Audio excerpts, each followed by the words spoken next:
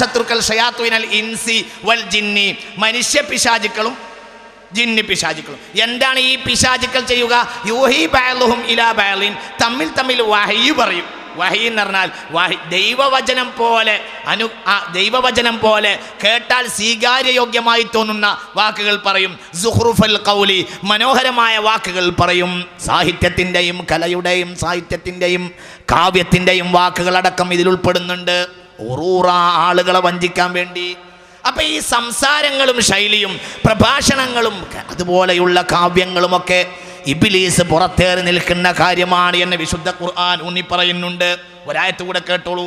ശുഅറായിൽ 221 മുതൽ 225 വരെയുള്ള വചനങ്ങൾ അല്ലാഹു പറയുന്നു.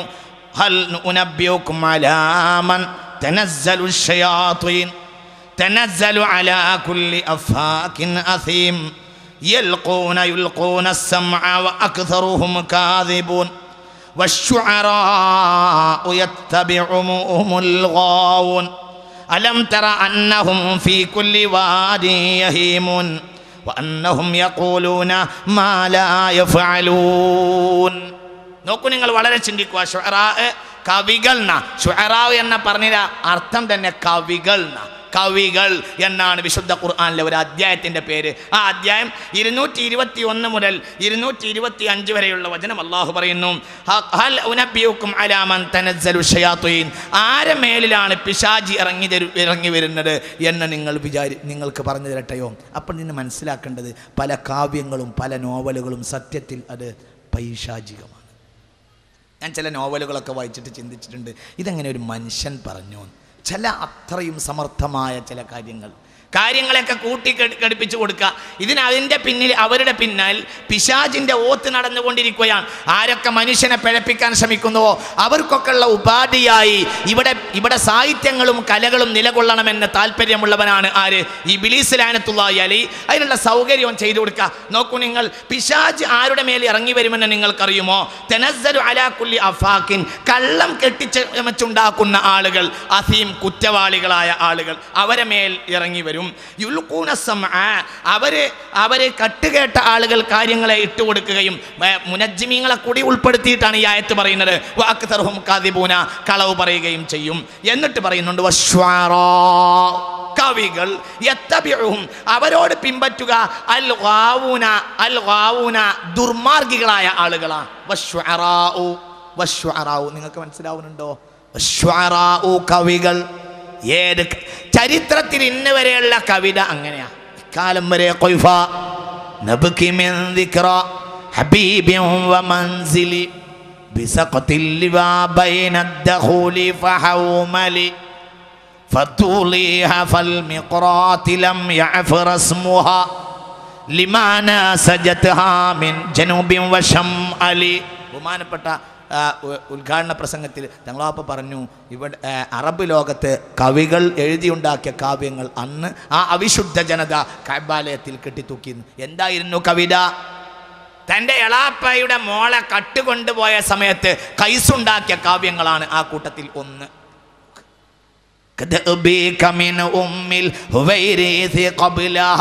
ഉനൈസയോട് പറയാണ്, മോളെ ഉനൈസ, കാമുകിയോട് പറയാണ്, എനിക്ക് നീ മാത്രമല്ല ഉള്ളത്. كدأبيك من أم الهويريث قبلها وجاراتها أم الربابي بمأسلي. മഅ്സലിൽ ഞാൻ ജീവിച്ചിരുന്ന കാലത്ത് ഉമ്മുൽ ഹുവൈരിസിന്റെ അയൽവാസി പെണ്ണായ ഉമ്മുർ റബാബിനെയൊക്കെ ഞാൻ ഇഷ്ടം പോലെ അനുഭവിച്ചിട്ടുണ്ട്. ഇദാ ഖാമത തലവഅൽ മിസ്കു മിൻഹുമാ നസീമ സ്വബാജാഅത് ബിറയ്യൻ ഖറൻഫുലി. അവരെയൊക്കെ ശരീരത്തിൽ നിന്ന് മനോഹരമായ കസ്തൂരിയുടെ പരിമളം പ്രവഹിച്ചിരുന്നു. അത് ഞാൻ ആസ്വദിച്ചിട്ടുണ്ട്. ഞാൻ വിശദീകരിക്കണില്ല. നോമ്പിൻ്റെ പകൽ അതൊന്നും പറഞ്ഞാൽ പറ്റില്ല എന്ന് എനിക്ക് തോന്നിപ്പോകുന്നു. കഅബാലയത്തിൽ കെട്ടിത്തൂക്കിയ കാവ്യങ്ങൾ. ഇദാ മാ ബകാ മിൻ ഖൽഫി അൻസാറ ഫത്ലഹു ബിശിഖിൻ വതഹ്തി ശിഖുഹാ ലം തുഹവ്വലി. എൻ്റെ കുട്ടിയുടെ ഉമ്മയായ എൻ്റെ കാമുകി, കുട്ടി കരഞ്ഞാൽ പോലും അവളുടെ ശരീരത്തിൻ്റെ ഒരു ഭാഗം കുട്ടിക്കും മറ്റേ ഭാഗം എനിക്കും നൽകിയിട്ടാണ് എന്നെ സന്തോഷിപ്പിച്ചിരുന്നത്. ഇതാണ് കഅബാലയത്തിൽ കെട്ടിത്തൂക്കിയിരുന്നത്. അപ്പൊ കവികൾ ചെയ്തിരുന്നത് സത്യത്തിൽ വളരെ മോശപ്പെട്ട അതാണ്. അൽ അശ്ശുഅറാഉ യത്തബിഉഹുമുൽ ഗാവൂൻ. ഇന്നും അങ്ങനെ തന്നെയല്ലേ? നിങ്ങൾ ആലോചിക്കുക, എല്ലാ കാര്യവും അങ്ങനെ തന്നെ, ഏത് കാലഘട്ടത്തിലും അങ്ങനെ തന്നെയാ. ഞാൻ വിശദീകരിക്കുന്നില്ല, നമുക്ക് ചില ഉദാഹരണങ്ങളിലേക്ക് നോക്കാം. അതുകൊണ്ടാണ് ഹബീബായ നബി, ഇമാം മുസ്ലിമിന്റെ ഹദീസ് കാണാം, ബൈനമാ നസീറു മഅൻ നബി സല്ലല്ലാഹു അലൈഹി വസല്ലം, ഞങ്ങൾ നബിയോട് കൂടെ യാത്ര ചെയ്തുകൊണ്ടിരിക്കുമ്പോൾ ഇത് അറള ഷാഇറുൻ, ഒരു കവി പ്രത്യക്ഷമായി വന്ന ഒരു പാട്ട് പാടുന്ന ആൾ, യൻഷിദു, അയാൾ ഇങ്ങനെ കവിത പാടിക്കൊണ്ട് നിൽക്കുന്നുണ്ട്. ഫഖാലൻ നബിയു, നബി സല്ലല്ലാഹു അലൈഹി വസല്ലം പറഞ്ഞു, ഖുദു ശൈത്താൻ, ആ ശൈത്താൻ അങ്ങോട്ട് പിടിക്കുന്നു പറഞ്ഞു നബി സല്ലല്ലാഹു അലൈഹി വസല്ലം. പാട്ട് പാടിയിട്ട് ആളുകളെ പഴപ്പിക്കുന്ന ആളുകൾ. അപ്പം ഇന്നത്തെ ഈ മൈക്കിൾ ജാക്സൺ പോലല്ല, ഞാൻ പോലല്ല എന്ന് പറയുന്നത് പരിഗണിച്ചിട്ടാണ്, പോലല്ല, ഇവിടെയൊക്കെ ഉണ്ടല്ലോ, ഇഷ്ടം പോലെ ഉണ്ടല്ലോ. ഈ ആളുകളുടെ മുൻതലമുറക്കാർ സത്യത്തിൽ എല്ലാ കാലഘട്ടത്തിലും മനുഷ്യരെ പഴപ്പിച്ചിട്ടുണ്ട്. നിങ്ങൾക്ക് വളരെ ചിന്തിക്കണം. അത് പിശാചിൻ്റെ ഉപകരണവുമാണ് എന്നല്ല, ഒന്നാമത്തെ ഉപകരണമാണ്. ഹബീബായ നബി പാട്ട് പാടിയിട്ട് ഇങ്ങനെ ആളുകളെ വികാരം കൊള്ളിക്കണ ഒരാളെ കണ്ടു. ഈ തമ്മാടിത്തരത്തിൻ്റെ, പെണ്ണുങ്ങളെ വസ്ത്രാക്ഷേപത്തിൻ്റെ, തമ്മാടിത്തരത്തിൻ്റെ കവിതകൾ പാടുന്ന ആളെ കണ്ടപ്പോൾ പറഞ്ഞു, ഖുദു ശൈത്താൻ, ആ ശൈത്താൻ അങ്ങോട്ട് പിടിക്കി എന്ന് പറഞ്ഞു നബി സല്ലല്ലാഹു അലൈഹി വസല്ലം. യംതലിഅ ജൗഫു അഹദികും ഖൈഹാ, നിങ്ങളെ ഉള്ളിൽ വൃത്തികെട്ട ചീഞ്ചലം നിറക്കലാണ് ഖൈറുൽ ലഹു, അതാണ് ഖൈർ, മിൻ അയ്യംതലി അശ്ശഅറ, കവിത കൊണ്ട് വായ നിറക്കുന്നതിനേക്കാൾ, കവിത കൊണ്ട് വായ നിറക്കുന്നതിനേക്കാൾ ഈ തമ്മാടിത്തരത്തിൻ്റെ കവിതകൾ, ആധുനിക കാവ്യങ്ങൾ, അതാരെ കാവ്യമാണെങ്കിലും വേണ്ടില്ല, ഇന്നത്തെ ആ കാലഘട്ടത്തിൽ വരെയുള്ള ഈ ആധുനിക കാവ്യങ്ങൾ, പൗരാണികവും ആധുനികവുമായ മനുഷ്യനെ പിഴപ്പിച്ച കാവ്യത്തിലെ സിംഹഭാഗവും മുഴുവൻ എന്ന് ഞാൻ പറയുന്നില്ല, അങ്ങനെയുള്ള കാവ്യത്തിൻ്റെ സിംഹഭാഗവും അതാണ്. ആ കാവ്യം നിങ്ങളെ വായിൽ നിറക്കുന്നതിനേക്കാൾ നിങ്ങൾക്ക് നല്ലത്, അതിനേക്കാൾ നിങ്ങൾക്ക് നല്ലത് അല്ല അയ്യംതലി അജൗഫു അഹദികും ഖൈഹൻ, ചെലവും ചീഞ്ചലവും നിങ്ങളെ വായിലും വയറ്റിലും നിറക്കലാണെന്ന് മുഹമ്മദ് നബി സല്ലല്ലാഹു അലൈഹി വസല്ലം. ഹബീബായ നബി സല്ലല്ലാഹു അലൈഹി വസല്ലമയുടെ കാലഘട്ടത്തിൽ ഇങ്ങനെയുള്ള ധാരാളം സംഭവങ്ങൾ നടന്നിരുന്നു. മാത്രമല്ല ശുഅറായിലെ ആ ആയത്ത് തന്നെ ഇറങ്ങാൻ കാരണം, ആ ആയത്ത് തന്നെ ഇറങ്ങാൻ കാരണം ഇബ്നു അബ്ബാസ് റളിയല്ലാഹു അൻഹു, ഇബ്നു കസീർ തങ്ങൾ പറയുന്നുണ്ട്, കാന റജുലാനി അലാ അഹദി റസൂലില്ലാഹി സ്വല്ലല്ലാഹു അലൈഹി വസല്ലം, രണ്ടാളുകൾ ഉണ്ടായിരുന്നു. അഹദുഹുമാ മിനൽ അൻസാരി വൽ ആഖിറു മിൻ ഖൗമിൻ ആഖിരീൻ, രണ്ടാളുകൾ ഉണ്ടായിരുന്നു. വ അന്നഹുമാ തഹാജയ, അവർ രണ്ടാളും ഇങ്ങനെ പാട്ട് പാടിയിട്ട് ആളുകളെ കവിതകൾ ഉണ്ടാക്കി. ഈ പെണ്ണുങ്ങളെ പറ്റി മോശപ്പെട്ട കാവ്യങ്ങളൊക്കെ എല്ലാ കാലഘട്ടത്തിലും പെണ്ണുങ്ങളെ വർണ്ണിക്കാനും പെണ്ണുങ്ങളെ കേശഭാരത്തെ വർണ്ണിക്കാനുമാണ് കവികൾ അവരെ സമയം ചെലവഴിച്ചിട്ടുള്ളത്. അതുകൊണ്ടാണ് എന്ന് വിശുദ്ധ ഖുർആൻ പറഞ്ഞത്. എല്ലാവരും ചിന്തിക്കണം, ഇന്നും ആ ശൈലി തന്നെയാണ് ഏറിയക്കൂറും ലോകത്ത് നടന്നുകൊണ്ടിരിക്കുന്നത്. ഈ രണ്ടാളുകളെ പുരസ്കരിച്ചാണ് ഈ ഇവർ ഓരോരുത്തരുടെയും കൂടെ ഉണ്ടായിരുന്നു തമ്മാടികളായ ദുർവർത്തരുണ്ടായിരുന്നു. മിൻ ഖൗമിഹി വഹുമുസ് സുഫഹാഉ, ആ വിഡ്ഢികളെ പറ്റിയാണ് ഫഅൻസലല്ലാഹു ഫിഹിമുൽ ആയ, ഇവരെ കാര്യത്തിലാണ് ശുഅറായിലെ ആയത്തിറക്കിയത് എന്ന് ഹബീബായ റസൂലുള്ളാഹി എന്ന് ഇബ്നു അബ്ബാസ് റളിയല്ലാഹു അൻഹു. എന്ന നല്ല കാവ്യങ്ങളെ എതിർത്തിട്ടില്ല ബഹുമാനപ്പെട്ട ഹസ്സാൻ ബിൻ സാബിത്ത് റളിയല്ലാഹു അൻഹു.